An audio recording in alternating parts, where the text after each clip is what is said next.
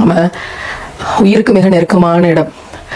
நாம் உயிரை விட அதிகமாக நேசிக்கக்கூடிய உத்தம நபிகள் நாயகம் ஸல்லல்லாஹு அலைஹி வஸல்லம் அவர்கள் இருக்கக்கூடிய இடம் அப்படின்னு நம்ம நம்புறோம். மதீனாவுல வச்சு நாளைக்கு ஒரு 100 பேருக்கு மட்டன் பிரியாணி அப்படின்னு ஏற்று வச்சு இப்போ இஞ்சி பூண்டு உரிக்கக்கூடிய பணிகள் ஒரு மணி நேரமா உட்காந்து உரிச்சு முடிச்சிருக்கோம். அல்ஹம்துலில்லாஹ். நிறைய துவாக்களோட யாரெல்லாம் பெறுகிறார்களோ ஸோ அவங்களெல்லாம் கொடுக்கக்கூடிய இடத்துக்கு நீ மாத்து, அவங்களுக்கு நிறைய பரக்கத் செய், அவங்களோட பாவங்களை மன்னிச்சிரு, அவங்களுடைய உள்ளங்களை விசாலப்படுத்து அப்படிங்கிற துவாக்களோட தான் ஒவ்வொன்றும் இந்த பூண்டு உரிச்சிருக்கிறோம். அப்படியே அளவுக்கான விஷயங்களை பேசிக்கொண்டே தான் இந்த பணியை இன்னைக்கு நிறைவு செஞ்சிருக்கோம். அல்ஹம்துலில்லாஹ். இதுல என்னன்னா இவ்வளவு கழிவுகள், அதோட இஞ்சி தோல், இந்த இஞ்சி தோல் எடுக்கும் போதெல்லாம் இந்த இஞ்சியில இருக்க கழிவு இது. இந்த இஞ்சி தோல் வந்து விஷம் இல்லையா? இந்த இஞ்சி தோல் இதை நீக்கி இதை உணவாக்கி அப்படிங்கிற இந்த பணிகள்லாம் பெரிய ப்ராசஸ். தட்டுக்கு வந்து சாப்பாடு வருது அப்படிங்கிறதுக்கு முன்னாடி அந்த உணவுப் பொருளை நம்ம ஹலால் ஆக்குறது, தூய்மை ஆக்குறது, அதுல இருக்க விஷத்தன்மை உள்ள பொருட்களை நீக்கிறது, கழிவுகளை நீக்கிறது அப்படிங்கிறது ரொம்ப முக்கியமான வேலை. அப்படி பார்க்கும்போது இந்த உணவுப் பொருளையே ஹலால் ஆக்குறதுக்கு இவ்வளவு ப்ராசஸ் பண்ண வேண்டியதா இருக்கு, இவ்வளவு குப்பைகளை நீக்க வேண்டியதா இருக்குது, இவ்வளவு தூரம் வந்து இந்த இதெல்லாம் தோல் உரிக்கிறதுக்கு எவ்வளவு நேரம் ஆச்சு?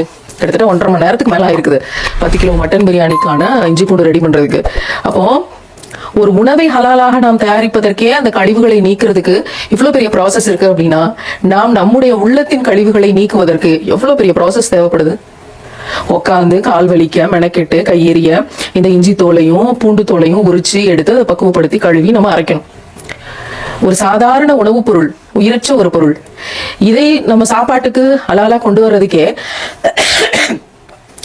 இதே நம்முடைய சாப்பாட்டு மேசைக்கு கொண்டு வர்றதுக்கு, இதை நம்முடைய சாப்பாடு தட்டுக்கு கொண்டு வர்றதுக்கே இவ்வளவு பெரிய ப்ராசஸ் ஆகுது அப்படின்னா நம்முடைய உள்ளம் அதுல இருக்க கசடுகளை நீக்கி அதை தூய்மைப்படுத்தி அதே அல்லாஹ்வினுடைய இடத்துல நம்ம தூய்மையா வந்து அல்லாஹ்வுக்காக பிரசன்ட் பண்ணணும் அப்படின்னு நினைக்கிறது அப்படிங்கிறது, அது ஆகுமானது ஆக்குறது அப்படிங்கிறது எவ்வளவு பெரிய ப்ராசஸ். இது எப்படி நடக்கும்? நாம் திருக்குரானை பொருளறிந்து எதுக்கு படிக்கணும்? சும்மா கடகடன்னு ஓதிட்டு வழக்கமா நிறைய பேசுகிறாங்களே, அது மாதிரி நான் குரானை உருட்டுவேன், பிரட்டுவேன், எப்படி வேண்டுமானாலும் எனக்கு கேள்வி கேட்டால் பதில் சொல்ல தெரியும், அப்படி மட்டுமே படிச்சுட்டு போங்க அப்படின்னு சொல்லலாமே. உங்களுக்கு இது எளிமையாக விளங்க வேண்டும் என்பதற்காகத்தான் நான் உங்களுடைய மொழியில் நான் அதை தந்திருக்கிறேன்னு அல்லாஹ் சொல்றான். ரசூலா அவங்களுடைய சமூகத்தின் மொழி, அவங்க இருக்கும்போது இந்த தேசத்தின் மொழியாக அந்த மொழியில அல்லாஹ் தரான். அவங்களுக்கு விளங்கணும். ஏன் விளங்கணும்? விளங்கினாதான் நீங்க அதை பயிற்சி செய்ய முடியும் அப்படிங்கிறதுக்காக. அப்ப நம்ம குரானை விளங்கி அதை என்னவாக்கணும்? பயிற்சி செய்யணும். இறைவன் எதெல்லாம் ஹலால்னு சொன்னானோ அது மட்டும் தான் நம்ம வந்து அனுமதி. எனக்கு அதை தாண்டி நிறைய விஷயங்கள் செய்யணும்னு ஆசையா தான் இருக்கு. அது ஹராம்னு அல்லாஹ் சொல்லிட்டான். அதனால அதன் பக்கம் நான் நெருங்க மாட்டேன். எனக்கு அல்லாஹ் தான் முக்கியம். எனக்கு இந்த பலவீனங்களோ இந்த ஹராமான விஷயங்களோ அதுல இருந்து கிடைக்கிற சந்தோஷமோ அதுல இருந்து கிடைக்கிற மகிழ்ச்சியோ எனக்கு தேவையில்லை. குறிப்பா தலைக்கு பெருமை ஏறுறது தேவையில்லை. பேரு புகழ் காசு பணம் தேவையில்லை. எனக்கு என்ன தேவையோ அதை இறைவன் தரப்போறான். எந்த பொருளாதாரம் வேணுமா, இந்த பணிகளை செய்யணுமா, இறைவன் தரப்போறான், நிறைக்க போகிறான், லேசாக்கி தரப்போகிறான். அப்படின்னா நிச்சயமாக இறைவன் இருக்கிற போது, அவன் பொறுப்பேற்றுக் கொண்டிருக்கிற போது, நெருப்பு குண்டத்துல போட்டப்ப இப்ராஹிம் நபி என்ன கேட்டாங்க? அல்லாஹ் பொறுப்பேற்றுக் கொள்வதில் நீ ஏன் சிறந்தவன் கேட்டாங்களா இல்லையா? அப்ப இறைவன் பொறுப்பேற்றுக் கொண்டிருக்கிற போது அவன் எல்லாத்தையும் இந்த பெஸ்ட் அண்ட் பெஸ்டா செய்ய போறான். நான் கேட்டா கூட கொஞ்சமா தான் கேட்பேன். பெஸ்ட் அண்ட் பெஸ்டா இறைவன் செய்ய போறான். இந்த இருமலோடு கூடிய இந்த பொழுதுகள்ல, உடல்நலம் சரியில்லாமல் இருக்கிற இந்த பொழுதுகள்ல அல்லாட்ட நம்ம வந்து உடல்நலத்தை கேட்கும் போது ரசூலுல்லாஹ் அதையும் நமக்கு சொல்லி கொடுத்திருக்காங்க. எப்படி துவா கேட்கணும்? முழு பாவ மன்னிப்பையும் முழு உடல் நலத்தையும் யா அல்லாஹ் தருவாயாக. இப்படி அல்லாட்ட கேளுங்கன்னு நமக்கு நம்ம நபி கற்றுக் கொடுத்திருக்காங்க. சுப்ஹானல்லாஹ். அவங்களோட இடத்துல இருந்து மக்களுக்கு உணவு தயாரிக்கக்கூடிய இந்த பணிகள்ல தான் எத்தனை அத்தாட்சிகளை புரிதலை இறைவன் தரான். நம்முடைய இந்த இஞ்சி பூண்டை வந்து தூய்மைப்படுத்துறதுக்கு இதான் ப்ராசஸ். இதுக்கே 2 மணி நேரம் ஆகுது. உள்ளத்தை தூய்மைப்படுத்துவதற்கு என்ன ப்ராசஸ்? குரானை பொருள் தெரிஞ்சு அதை படிச்சு அந்த அமல்களை நம்ம செய்யணும், ரொம்ப தூய்மையா செய்யணும். பெருமைக்கு நாங்க 100 பேருக்கு சாப்பாடு கொடுக்குறோம், பைசா பிரயோஜனம் கிடையாது. அல்லாவுக்காக தரோம். எங்கள் நபியினுடைய பூமி, எங்கள் நபியினுடைய தேசம், எவ்வளவு பேர் உணவு தேவையுடையவங்களா இருக்காங்களோ அவங்களுக்காக நாங்க தரோம். நபிகளார் அன்னைக்கு பசித்திருந்து வயிற்றுல ஈர துணியை கட்டி கொண்டு என்னெல்லாம் படிச்சிருக்கோம். இன்னைக்கு நம்ம அவங்களுக்கு உணவு தர முடியும்னு நினைச்சா தர முடியுமா? அந்த கருணையெல்லாம் நம்ம மனசுல சேர்த்து வச்சுக்கொண்டு அல்லாஹ் சொல்றான், என் மீது உள்ள பாசத்தினால் ஏழைகளுக்கு உணவு கொடுப்பார்கள் அப்படின்னு. அல்லாவுக்காக, அல்லாஹ்வின் மீது இருக்க பாசத்தினால நாங்க இவங்க மேல பாசம் கொள்றோம், இவங்களுக்காக இதை டெடிகேஷனா நாங்க செய்யறோம். இந்த விஷயங்களை நம்ம பிராக்டிஸ் பண்ணித்தான் நம்ம தூய்மைப்படுத்த முடியும். இல்ல அப்படின்னா இறைவன் அருட்கொடைகளை தரும்போது அது தலைக்கு ஏறிடும். தலைக்கு ஏறதை விட பெரிய பாய்சன் எதுவுமே கிடையாது.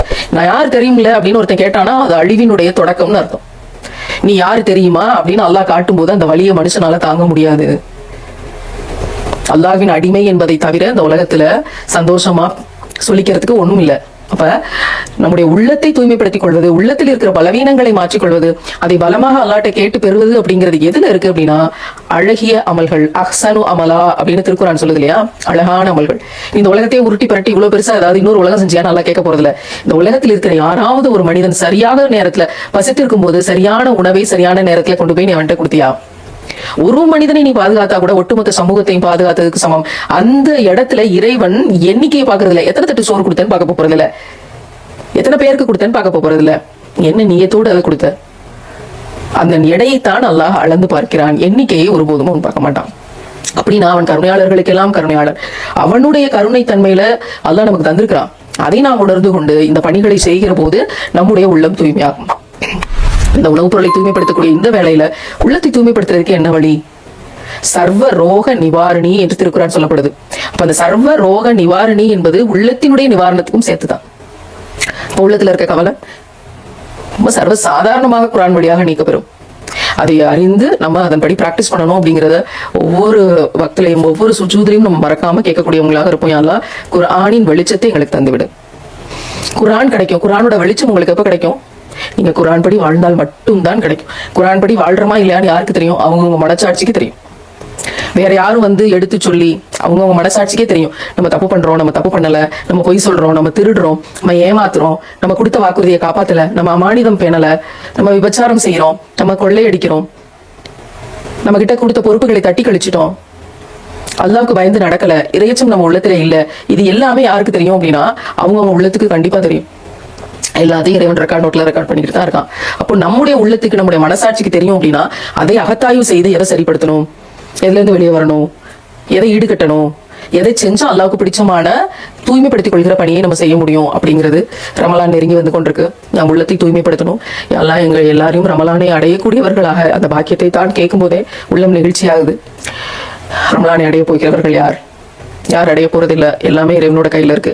அந்த ரமலானை அடையக்கூடிய பாக்கியத்தையும் நிறைய அமல்களை செய்து உள்ளத்தை தூய்மைப்படுத்தக்கூடிய பாக்கியத்தையும் அல்ல ரஹ்மான் நமக்கு தருவானாக. எப்பவுமே எந்த ஒரு விஷயம் வந்து ஃபர்ஸ்டா நடந்தாலும் ஏழைகளுக்கு உணவு கொடுக்கக்கூடிய அப்படிங்கிற பணியை தான் செய்வோம், அந்த ஃபர்ஸ்ட் பேமெண்ட்டை. இப்பயும் அதே மாதிரிதான் ஏழைகளுக்கு உணவு கொடுக்கக்கூடிய, உணவு தேவையுடையவர்களுக்கு உணவளிக்கக்கூடிய அப்படிங்கிற டெடிகேஷனோட இந்த பணிகளை நாங்க செய்யறோம். நீங்களும் எல்லாரும் துவா செய்யுங்க.